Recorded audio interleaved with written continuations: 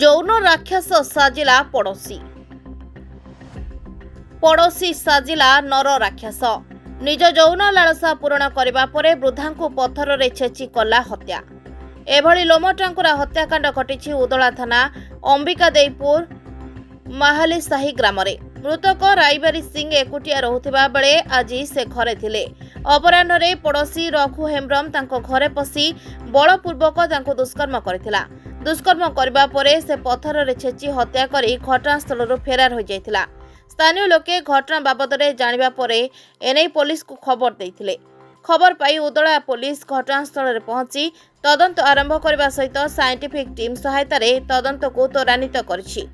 Police ପ୍ରାଥମିକ ତଦନ୍ତରୁ ବୃଦ୍ଧାଙ୍କୁ ଦୁଷ୍କର୍ମ ପରେ ହତ୍ୟା କରାଯାଇଥିବା ଜାଣିବାକୁ ପାଇଛି।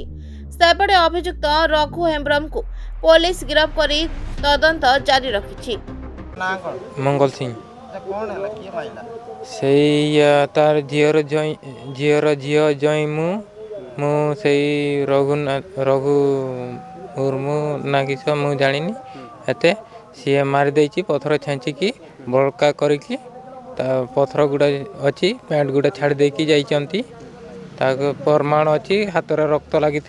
अच्छा तुम गाँव से रघु आज्ञा से बुढ़ी घर को आसला आज्ञा देखि बुढ़ी कौन कला बड़का करके पथर छेचिकी मारी। अच्छा तो ये रघु ना बर्तमान के रघु भाई नहीं ना पुलिस आनी थाना को हाँ थाना को आनी ना बुढ़ी सहित आनीचे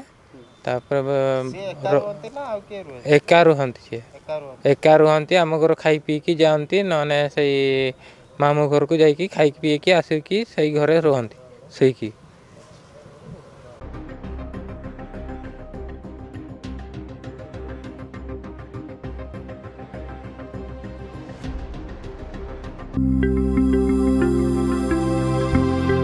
लेटेस्ट न्यूज अपडेट पाई www.nowodisha.com को लॉगिन करंतु।